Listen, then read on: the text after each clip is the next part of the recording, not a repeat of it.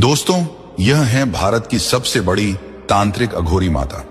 इन अघोरी माता के पास मां काली की कौलेश्वरी शक्तियां हैं। लोग इन्हें प्रेतनाथिनी अघोरी माता भी कहते हैं। इनकी शक्ति को देखकर लोगों की रूह कांप जाती है। इनके द्वारा बताई गई हर बात पत्थर की लकीर साबित होती है। ये माता बनारस में मणिकर्णिका श्मशान घाट पर रहती हैं। श्मशान की राख खाती हैं, शरीर पर लगाती हैं। ये माता लोगों को किया कराया ऊपरी चक्कर से हाथों हाथ मुक्ति दिलाती हैं। यदि इन्होंने किसी को बता दिया कि कल उसका अंतिम सांस है, तो वह उसका आखिरी दिन होता है। इन माता से उलझने से तांत्रिक भी डरते हैं।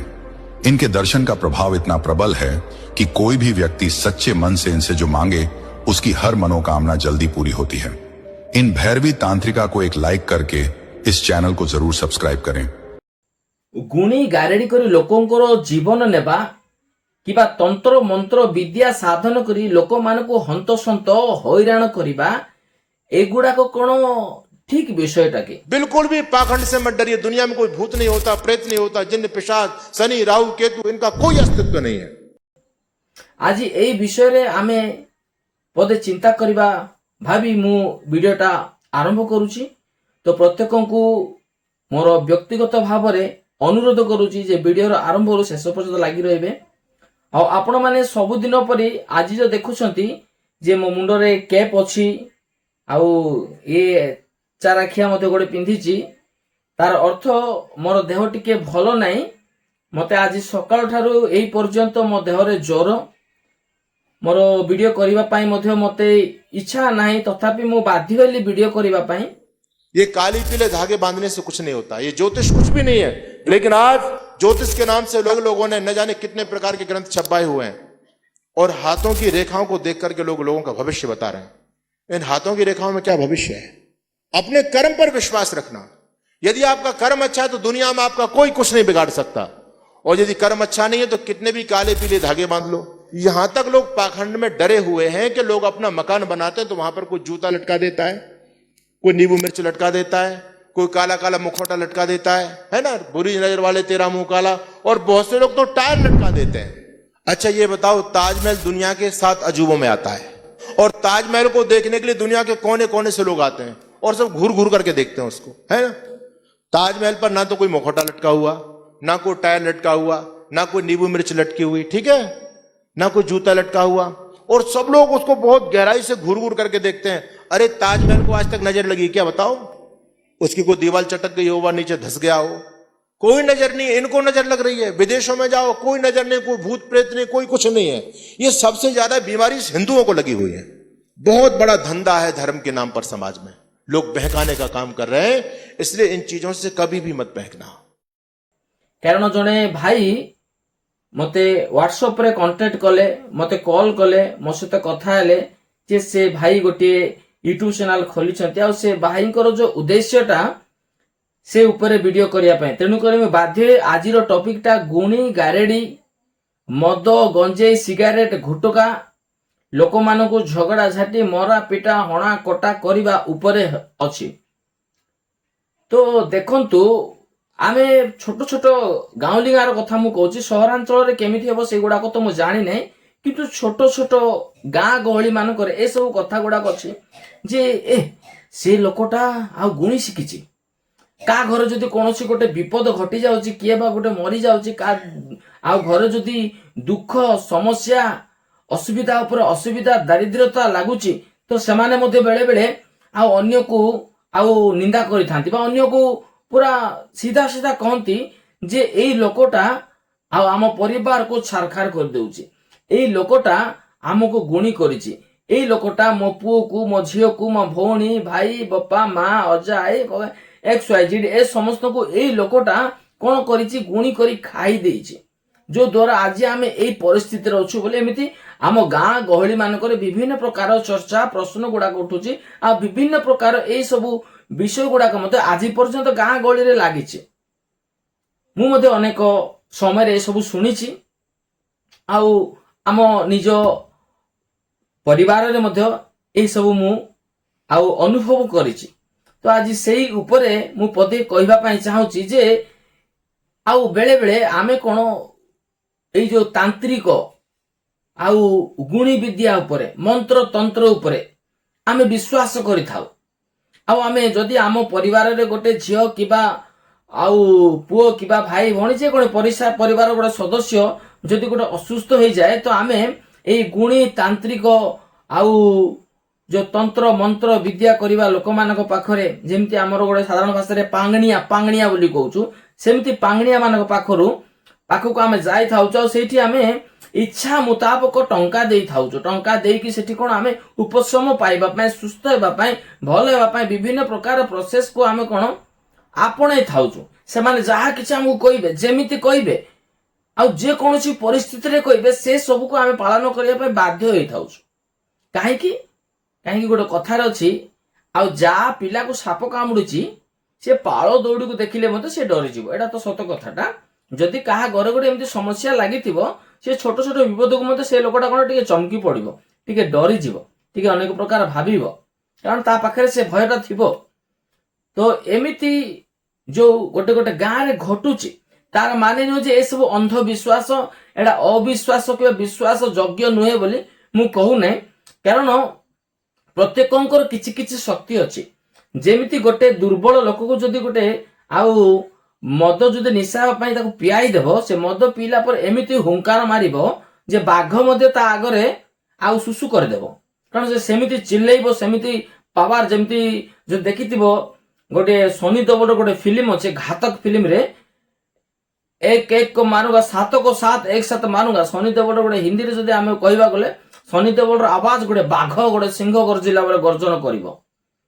ତ ସେମିତି ଆମର ଯଦି ସାଉଥ ଇଣ୍ଡିଆରେ ଦେଖିବା ବାଲକୃଷ୍ଣ, ସେ ମଧ୍ୟ ଗୋଟେ ମାନେ ବାଘ ସିଂହ ଗର୍ଜନ କଲା ପରି ହୁଙ୍କାର ମାରିବେ। ତ ମୋର କହିବାର ଅର୍ଥ, ଯଦି ଗୋଟେ ଲୋକ ଛାର ମଦ ଗୋଟେ 20-30 ଟଙ୍କାର ମଦ ପିଇ ଦେଲେ ସିଏ ଯେମିତି ଗୋଟେ ହୁଙ୍କାର ମାରୁଛି, ତାର ରୂପ ଚେଞ୍ଜ ହେଇଯାଉଛି, ତାର ଆଚାର ବ୍ୟବହାର ଚେଞ୍ଜ ହେଇଯାଉଛି, ଆଉ ତାର କାର୍ଯ୍ୟକଳାପ ଚେଞ୍ଜ ହେଇଯାଉଛି। ତ ଏମିତି ବିଭିନ୍ନ ପ୍ରକାର ପରିସ୍ଥିତିରେ ବିଭିନ୍ନ ପ୍ରକାର ଜାଗାରେ କଣ ଆମେ ଗୋଟେ ବିଷୟକୁ ଦେଖିଥାଉଛୁ ଯେ ସମସ୍ତଙ୍କର ଯେମିତି କୁକୁର ପ୍ରକୃତି ତା ପାଖରେ ଥିବ, ତାର ସେଇ ଟାଇପର ତା ପାଖରେ ଆଉ ଗୁଣ ସ୍ୱଭାବ ଥିବ। ଘୁଷୁରୀ ଟାଇପର ଥିବ, ବାଘ ସିଂହ ହାତୀ ଘୋଡା ଏ ସମସ୍ତଙ୍କର ସମସ୍ତ ପ୍ରକାର ଯେମିତି ତାଙ୍କର କ୍ୱାଲିଟି ରହିବା ଦରକାର, ସେ କ୍ୱାଲିଟି ସେମାନଙ୍କ ପାଖରେ ଥିବ। ଯେମିତି ଗୋଟେ ଜାଗାରେ ଶୈତାନ ମଧ୍ୟ ଆସି ପ୍ରଶ୍ନ କରୁଛି ଯେ କାହାକୁ, ଯୀଶୁଙ୍କୁ ସେ ପ୍ରଶ୍ନ କରୁଛନ୍ତି ଯେ ଆଉ ତୁ ଯଦି ପ୍ରକୃତରେ ଆଉ ଈଶ୍ୱରଙ୍କ ପୁତ୍ର, ଏ ଉପରେ ଡେଇଁ ପଡୁନୁ, ଏ ପଥରକୁ ରୁଟି କରିଦଉନୁ, ଆଉ ଆମକୁ ପ୍ରଣାମ କରୁନୁ, ଏ ଧନ ସମ୍ପତ୍ତି ସୁନା ରୂପା ଏ ମହଲ ସବୁ ତ ମୋର, ମୁଁ ତ, ଏମିତି ବିଭିନ୍ନ ପ୍ରକାର। ଆଉ ଅନେକ ଜାଗାରେ ମଧ୍ୟ ଆମେ ବାଇବଲରେ ଦେଖୁଛୁ ଯେ ସେଇଠି କଣ ଆଉ ସେଇଠି କାହାକୁ ଭୂତ ଲାଗି ଯାଉଛି, ଆଉ କିଏ ଛଟପଟ ହଉଛନ୍ତି, କାହାକୁ ବାହିନୀ ଭୂତ ଲାଗି ଯାଉଛି, ଏମିତି ବିଭିନ୍ନ ପ୍ରକାର ଆମେ ଦେଖିଥାଉ, ଆମକୁ ଦେଖିବାକୁ ମିଳୁଛି। ତ ବିଭିନ୍ନ ପ୍ରକାର ମାନେ ସମସ୍ତଙ୍କର ଗୋଟେ ଟାଇପର ଆଉ ଶକ୍ତି ଅଛି। ସେ ପବିତ୍ର ଆତ୍ମାର ପବିତ୍ରତା ଶକ୍ତି ଥିବ ତା ପାଖରେ। ଯେମିତି ଭୂତାତ୍ମା ଦୁଷ୍ଟାତ୍ମା ବୋଲୁଛୁ, ସେମିତି ଦୁଷ୍ଟାତ୍ମାର ସେ ଦୁଷ୍ଟ ପ୍ରକୃତି ଗୁଡାକ ତା ପାଖରେ ଥିବ। ତ ଏଇ ଯେମିତି ଆମେ କହୁଛୁ ଭୂତ ପ୍ରେତ ଆଉ ଖଳ ଆଉ ଯେମିତି ଶୈତାନ ଖରାପ ଲୋକ, ମାନେ ତା ପାଖରେ ସେଇ ସବୁ ଗୁଣ ଗୁଡାକ ତା ପାଖରେ ଥିବ। ଶୈତାନର ଗୁଣ ଗୁଡାକ ତା ପାଖରେ, ଶୈତାନ ଟାଇପର ଗୁଣାସ କରିବ। ତ ଏଇ ଯୋଉ ଗୁଣୀ ତାନ୍ତ୍ରିକ ବୋଲି ଯୋଉ କୁହାଉଛି, ତ ସେଇ ଭାଇଙ୍କର ବିଷୟକୁ ନେଇକି ମୁଁ ଏ ଭିଡିଓ କହିବା ପାଇଁ ଚାହୁଁଛି ଯେ ଗୁଣୀ ତାନ୍ତ୍ରିକ ଯୋଉ ଆମେ ଯଦି ଶିଖୁଛୁ ବା କରୁଛୁ, ଏଗୁଡାକ କେତେ ଦୂର ଠିକ। ଆମେ ଯଦି ଗୋଟେ ବିଷୟ ଶିଖିକି ଯଦି ଆମେ ଅନ୍ୟର କ୍ଷତି ପହଞ୍ଚେଇବା, ଅନ୍ୟର ଘର ସଂସାର ଭାଙ୍ଗିଦେବା, ଅନ୍ୟର ଆଉ ପରିବାରକୁ ନଷ୍ଟ କରିଦେବା, ସେଇଟା ପୁଣି ଆମ ଭିତରେ ସେଗୁଡାକ ପ୍ରାୟ ଆମ ଭିତରେ ପ୍ରାୟ ଲୋକମାନେ ମଦ ଗଞ୍ଜେଇ ସିଗାରେଟ ଟାଣି ସ୍ଥାନେ ହଣା କଟା ଝଗଡା ଝାଟି ଚୋରି ହାରି, ମାନେ ପ୍ରାୟ ଏସବୁ ଦୁର୍ନୀତି କାମ ଗୁଡାକ ଆମର ଲୋକମାନଙ୍କ ଭିତରେ ବେଶୀ ଦେଖାଯାଉଛି। ତ ସେ ଭାଇ ଅବ୍ରାହମ ଶବର, ସେ ଭାଇଙ୍କର ଯୋଉ ଭିଡିଓ, ସେ ପ୍ରଥମେ ଆଉ ଗୋଟେ ଚ୍ୟାନେଲ ଥିଲା, ପୁରୁଣା ଚ୍ୟାନେଲ, ସେ ତାଙ୍କର ବନ୍ଦ କରିଦେଇଛନ୍ତି, ନୂଆ ଚ୍ୟାନେଲ ସେ ଖୋଲିଛନ୍ତି। ଆଉ ସେଇଠି ସେ ଭାଇ କହୁଛନ୍ତି ଯେ ଅନ୍ୟର ଆଉ ବିଲ, ଅନ୍ୟର ଜମି ବାଡିକୁ ହଡପ କରିଦଉଛନ୍ତି, ସେଗୁଡାକ କଣ ଠିକ? ସତ କଥା, ଯଦି ଜଣେ ଜମି ବାଡି ବିଲ ବାଡି ଯଦି ସେ ଲୋକ କରିଛି, ତାର ନିଜର ପଟା ଜମି ଅଛି, ସେ ପ୍ରାୟ ଦୀର୍ଘ 10, 15, 20 ବର୍ଷ ହେବ ସେ ସେଇଠି ପରିଶ୍ରମ କରି ସେ ବଞ୍ଚୁଛି।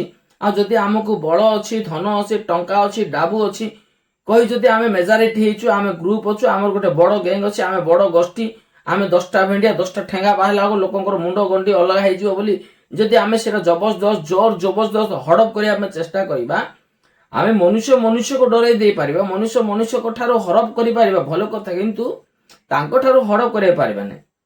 କାରଣ ସେ ଲୋକ ସେ ପରିଶ୍ରମ କରି ସେଟା ସେ କିଣିଛି, ସେ ଅନେକ ଦିନ ସେଠି ପରିଶ୍ରମ କରି ଖଟିକି ସେ ଖାଉଛି।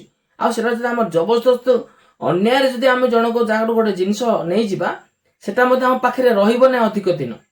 ଆମ ଠାରୁ ଆଉ ଗୋଟେ ବଳିଆରେ ଆସିବ, ସେ ଆମ ଠାରୁ ଛଡେଇ ନେଇଯିବ। ତାପରେ ଆମେ ଭାବିବା ଯେ କାହିଁକି ମୁଁ ତା ଠାରୁ ଏଇ ଜିନିଷଟା ଆଣିଲି, ହୁଏତ ମୁଁ ନ ଆଣିଥିଲେ ଭଲ ହେଇଥାନ୍ତା। ପୁଣି ଏମିତି ବିଭିନ୍ନ ପ୍ରକାର ମନରେ ସେ ସବୁ ପ୍ରଶ୍ନ ସେଇ ସମୟରେ ଉଠିବ, ଯୋଉ ସମୟରେ ଆମ ହାତରୁ ସେଟା ଚାଲିଯିବ। ତ ଆଜି ଏଇ ବିଷୟଟା ଦେଖିଲା ପରେ ମତେ କେଜାଣି କାହିଁକି ଆମେ ଜଣେ ଜଣକୁ ପାରୁ ପର୍ଯ୍ୟନ୍ତ ପ୍ରେମ କରିବା ସହିତ, ସାହାଯ୍ୟ କରିବା ସହିତ କ୍ଷମା ଦେବାଟା ଏଇ ସବୁ ସ୍ୱଭାବ ଆମକୁ ଶିଖିବାକୁ ହବ। ତାର ମାନେ ନାହିଁ ଯେ ଆମେ ଆଉ ବଳ ଅଛି, ଧନ ଅଛି, ସମ୍ପତ୍ତି ଅଛି, ଗୋଷ୍ଠୀ ଅଛି ବୋଲି ଆମେ କାହାକୁ ଡରେଇ ଦେବା, କାହାର ଘର ଦ୍ୱାରକୁ ନଷ୍ଟ କରିଦେବା, କାହାର ଜମି ବାଡିକୁ ହଡପ କରିଦେବା, କିମ୍ବା ଗୁଣି ତାନ୍ତ୍ରିକ ଏ ଖଳ ପ୍ରକୃତି ବୁଦ୍ଧି ଗୁଡାକ ଶିଖିକି କାହାର ଆଉ ପରିବାରକୁ ନଷ୍ଟ କରିଦେବା, ଏଗୁଡାକ ଠିକ ନୁହେଁ। ଯଦି ଏସବୁ ଗୁଡାକ ଯଦି ଆମେ ଯଦି ଆମ ଠାରୁ ଯଦି ଛାଡିବା, ତେବେ ଆମକୁ ଲୋକକୁ ଆମେ ଜଣକୁ ଡରେଇକିରି କେତେ ଦିନ ଯାଏ ତାଠାରୁ ଆମେ ଆଉ ପ୍ରେମ ପାଇବା, ଜଣକୁ ଡରେଇକି କେତେ ଦିନ ଯାଏ ଆମେ ତାଠାରୁ ସାହାଯ୍ୟ ପାଇବା। ଯଦି ଆମେ ପ୍ରେମ କରିବା ତ ପ୍ରେମ ବଦଳରେ ପ୍ରେମ ନିଶ୍ଚୟ ମିଳିବ। ଆଜି ନହେଲେ କାଲି ହୁଏତ ଡେରି ହେଇଯିବ, କିନ୍ତୁ ସେ ଓଲଟା ଆମକୁ ପ୍ରେମ କରିବ। କିନ୍ତୁ ଯଦି ଆମେ ଜଣକୁ ଘୃଣା କରିକି, ଜଣକୁ ଡରେଇକି, ଜଣକୁ ଧମକେଇକି, ଜଣକୁ ଭୟ ଦେଖେଇକି ଆମେ ଦିନ କାଟିବା, ତ ଆମ ଠାରୁ ମଧ୍ୟ ସମୟ ଆସିବ ଆଉ ଗୋଟେ ବଳିଆରେ ଆସିବ, ସେ ଆମକୁ ତଦ୍ରୂପ ହିଁ ଆମକୁ ସେଇ ଟାଇପର ଡରେଇକି, ଧମକେଇକି ଆଉ ଭୟ ଦେଖେଇକି ସେ ମଧ୍ୟ ଆମକୁ ତା ପାଦ ତଳେ ରଖିବ। ଯଦି ଆଜି ଆଶା କରୁଛି ଆଜି ଆପଣଙ୍କର ଏଇ ଯୋଉ ଭିଡିଓଟା ମୁଁ ଅପଲୋଡ କରିଛି, ଏଇ ଭିଡିଓଟା ଆପଣମାନଙ୍କୁ ନିଶ୍ଚୟ ଭଲ ଲାଗିଥିବ। ଯଦି ଭଲ ଲାଗିଛି, ଆପଣମାନଙ୍କର ମତ ଜଣାଇବା ପାଇଁ ବୋଲି ନିଶ୍ଚୟ କମେଣ୍ଟ ବକ୍ସରେ ମତ ଜଣାଇବେ। ନିଶ୍ଚୟ ମୁଁ ଆପଣମାନଙ୍କର କମେଣ୍ଟ ପଢିକି ମୁଁ ଆପଣଙ୍କୁ ମୋ ଆପଣଙ୍କର କମେଣ୍ଟରୁ ଉତ୍ତର ଦେବା ପାଇଁ ଚେଷ୍ଟା କରିବି। ରହୁଛି ପୁନର୍ବାର ଆଉ ଏକ ଭିଡିଓ ଦେଖା ହବ। ସମସ୍ତେ ଭଲରେ ଥାନ୍ତୁ ଆଉ ଖୁସିରେ ଥାନ୍ତୁ। ନମସ୍କାର।